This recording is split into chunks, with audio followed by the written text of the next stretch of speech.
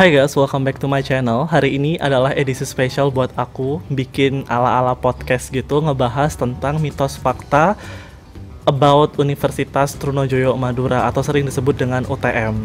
The reason why aku bikin video ini karena aku rasa sekarang adalah momen yang tepat untuk ngebahas UTM karena banyak banget anak-anak yang sekarang mulai pilih universitas buat SBM ataupun cari referensi kampus. Nah, sekarang aku pengen nge-share ke kalian tentang mitos fakta yang sering beredar tentang UTM gitu loh.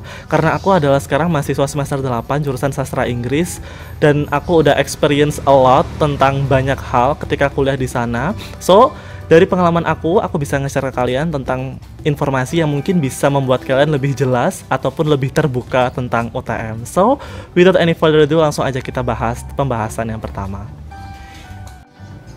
Mitos fakta yang pertama adalah tentang status negeri atau swasta. Well, nggak sedikit orang yang tanya ketika aku kuliah di UTM itu, apakah Trunojoyo itu udah negeri sih gitu? Apakah dia swasta kayak gitu? Well, 100% UTM atau Universitas Trunojoyo Madura adalah kampus negeri ya guys. Dan kalau kalian cek di website, dia udah resmi jadi universitas negeri sejak tahun 2001.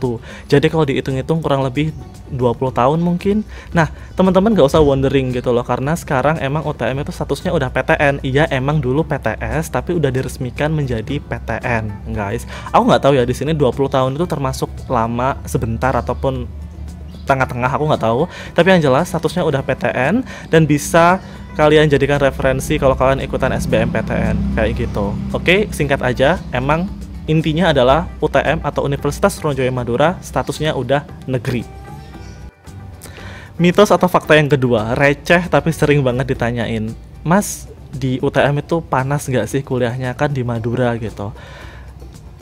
Sebetulnya ini lucu ya gitu, karena aku pun dulu juga expect kalau di Madura tuh bakalan panas banget. Tapi guys, kalau kalian sering ke Surabaya ataupun kota-kota industri kayak Sidoarjo ataupun Gresik ya, teman-teman yang di Jawa Timur, panasnya itu 11-12 gitu loh. Jadi nggak usah terlalu hyperbolik kayak panas banget kayak gimana sih gitu. Ya enggak gitu loh, nggak panas banget gitu guys. Ya panas normal gitu loh. Dan semua ataupun hampir fasilitas kelas yang ada di UTM itu juga udah dilengkapi dengan air conditioner ataupun AC. Jadi selama pembelajaran pun juga nyaman gitu loh. Jadi teman-teman gak usah terlalu berlebihan kalau wah kuliah di Madura tuh nanti sorry tuh saya kayak jadi item ataupun gak nyaman, kuliahnya panas dan sebagainya. Well guys, di sana itu panasnya rata-rata juga panasnya kota-kota besar. Jadi enggak yang panas banget kayak neraka atau apa-apa, itu benar-benar lebay banget karena aku udah experience di sana dan aku merasa oke dengan panasnya sana dan nggak ada masalah. Jadi jangan sampai alasan sereceh ini tuh bisa jadi alasan kalian biar nggak milih UTM. Paham nggak sih? Kayak jangan sampai lah gitu, karena ini salah satu nggak make sense gitu loh. Kalian kuliah itu bukan cari panasnya kan, maksudnya ya kalian cari kampus, kalian cari tempat belajar gitu loh, bukan alasan panas. Kalaupun kalian kepanasan, ada payung, ada jaket, there is so many option gitu loh. Jadi jangan terlalu jadi beban ya kalau masalah panas. Yang ketiga, receh tapi emang ini fakta, yaitu apakah Mas air di daerah UTM ataupun kampus Trunojoyo itu asin gitu.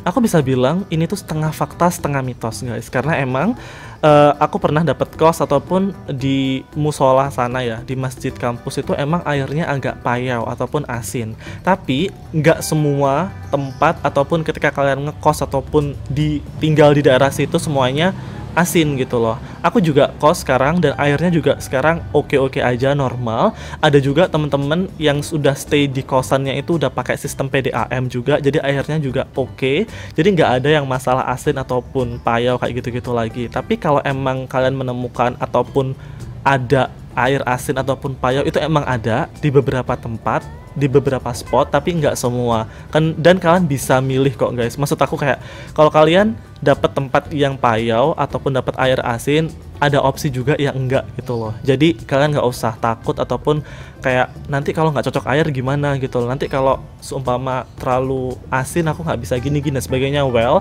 itu udah ada alternatifnya. Jadi kalian nggak usah takut, nggak usah bingung. Kalian bisa tanya orang-orang sana dan mereka biasanya udah jujur kok, kayak airnya tuh kayak gimana kondisinya, udah pakai PDAM belum, ataupun mereka kondisi airnya meskipun air ngebor itu apakah enak apa enggak, itu biasanya kalian bisa taste. Ya nggak diminum sih, maksudnya kalian bisa ngerasain sendiri dan itu nggak jadi masalah yang besar.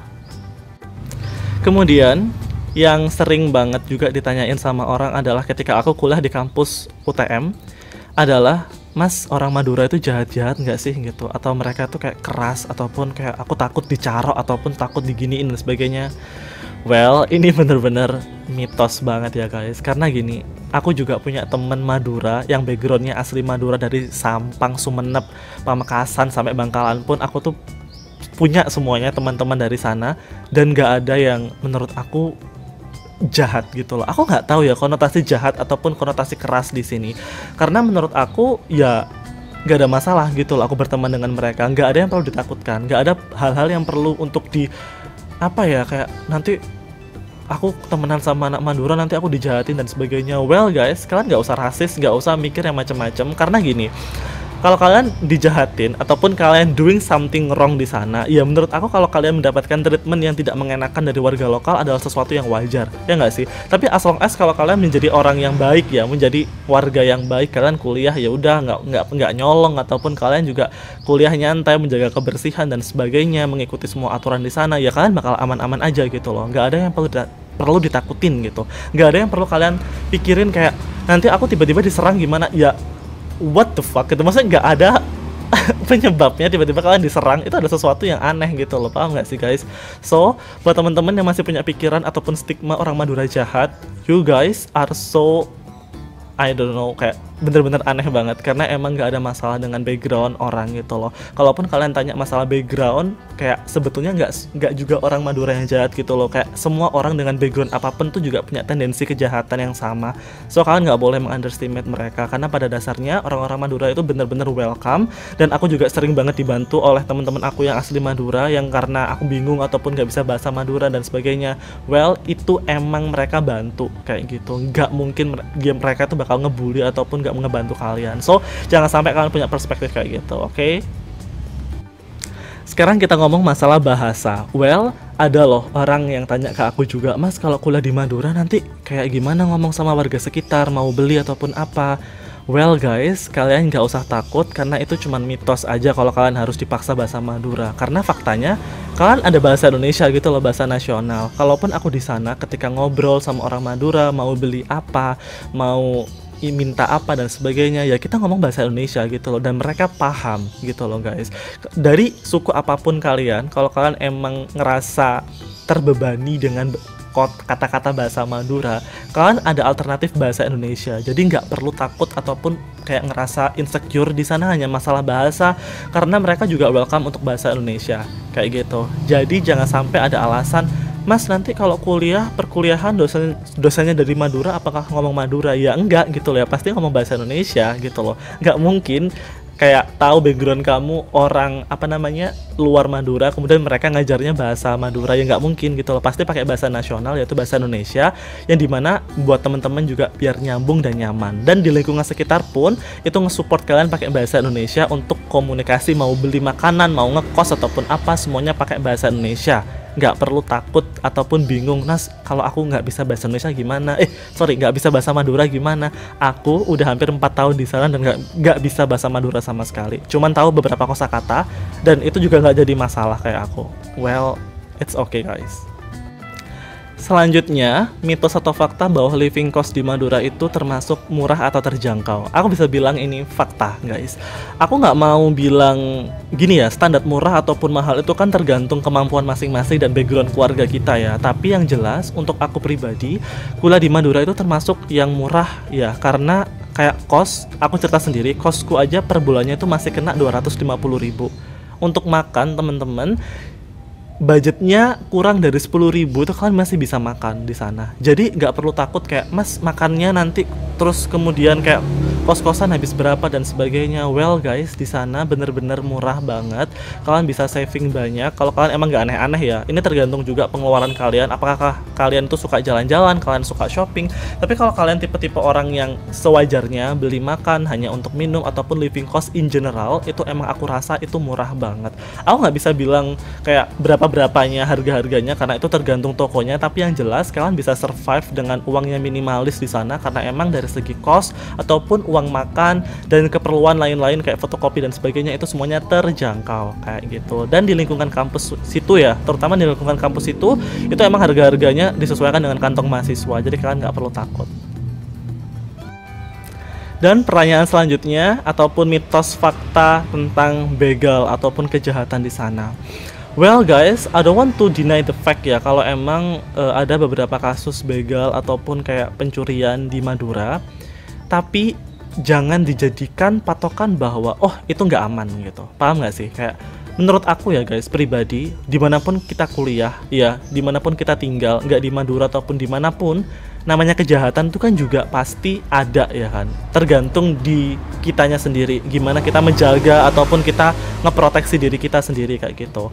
Well, menurut aku di lingkungan Madura emang ada beberapa kali kasus begal gitu loh, tapi in progresif. Kampus Madura ataupun UTM ini tuh juga udah kerjasama dengan Polres itu. Polres setempat juga bener-bener udah suportif banget, udah ngasih proteksi yang cukup menurut aku, karena sekarang kasus-kasus kayak gitu udah minimalis banget kayak gitu guys. Dan di sana pun juga ada kok kayak masih sistem pos kampling ataupun keamanan sekitar tuh juga masih ada. Tapi sebetulnya yang paling penting adalah gimana kita menjaga diri kita sendiri, gimana caranya kita bisa meminimalisir ya namanya kejahatan, kayak kita keluar juga bawa barang-barang yang adanya, nggak memancing kriminal ataupun kita juga berperilaku sewajarnya gitu loh. Menurut aku tuh juga tergantung dari situ juga. So buat teman-teman yang takut begal ataupun takut apa, well itu bener-bener kayak I don't want to say itu sesuatu yang penting, tapi iya keamanan itu penting, cuman di UTM itu semuanya udah progresif, jadi kalian nggak usah takut ataupun punya stigma bahwa di sana kuliahnya nggak aman. Kalaupun nggak aman ya ribuan orang kenapa kuliah di sana, paham nggak sih gitu loh. There is so many people yang udah kuliah di sana dan ngebuktiin bahwa mereka kuliahnya aman. So menurut aku tuh udah strong enough menunjukkan bahwa kampus di sana itu emang udah layak ataupun aman untuk menjadi tempat kuliah kayak gitu. Jadi kalian jangan takut-takut ya. Nah sekarang ini bukan mitos atau fakta tapi hanya sekedar informasi, yaitu tentang transportasi gitu loh. Apakah transportasi menuju kampus Madura itu susah gitu kan? Well, enggak guys, itu bener-bener menurut aku sekarang itu accessible banget. Mungkin untuk pertama kali kalian bingung kayak kok jauh ya gitu, padahal sebetulnya nggak jauh gitu loh. Ada dua opsi teman-teman, kalian bisa lewat Suramadu ataupun naik kapal feri atau di Pelabuhan Perak kayak gitu. Nah aku adalah tipe orang yang selalu lewat Pelabuhan Perak ya, karena aku nggak bawa sepeda motor, aku selalu naik transportasi umum, jadi aku selalu lewat sana gitu loh. Dan akses dari Pelabuhan Perak menuju kampus UTM itu kurang lebih kayak 15-20 menit kayak gitu, jadi nggak terlalu jauh juga. Dan kalau teman-teman bawa sepeda motor, kalian juga sebenarnya bisa lewat Pelabuhan Perak ya, naik kapal, karena kapal ini adalah kapal penyeberangan, ataupun kalian lewat Suramadu. Maybe in next video aku bakalan ngejelasin gimana transportasi ataupun kayak menuju kampus UTM itu kayak gimana sih caranya. Aku akan jelasin di video selanjutnya, tapi yang jelas aksesnya tuh nggak susah kayak gitu guys. Kalian bisa pilih opsi yang menurut kalian terbaik dan menurut aku nggak jadi masalah gitu loh. Kayak ada loh teman-teman aku yang kuliahnya itu dari Medan, dari dari Batam, dari luar Jawa tuh banyak juga yang kuliah di Madura, dan mereka juga merasa UTM juga nggak jauh-jauh banget gitu, karena transportasi umum pun juga udah nge-support kayak gitu.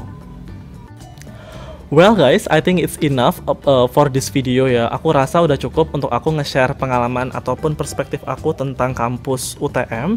And if you guys want to know more about kayak UTM itu kayak gimana, Mas, kampus Trunojoyo itu kayak gimana, dan kalian there is so many question ataupun insecure yang mungkin kalian tanyakan, kalian komen aja. Kalaupun menurut aku itu perlu aku bikin konten, nanti akan aku buat videonya khusus. Kalau aku bisa jawab langsung di kolom komentar, aku akan jawab itu langsung di lewat kolom komentar. Jadi support aku juga untuk subscribe dan like video aku biar aku lebih semangat. Buat kalian yang SBMPTN ataupun cari referensi kampus, I want to say that UTM ataupun Universitas Trunojoyo Madura adalah salah satu PTN yang bagus ya di Jawa Timur, yang bisa jadi alternatif buat kalian. So guys, thank you so much for your nice attention and have a nice day.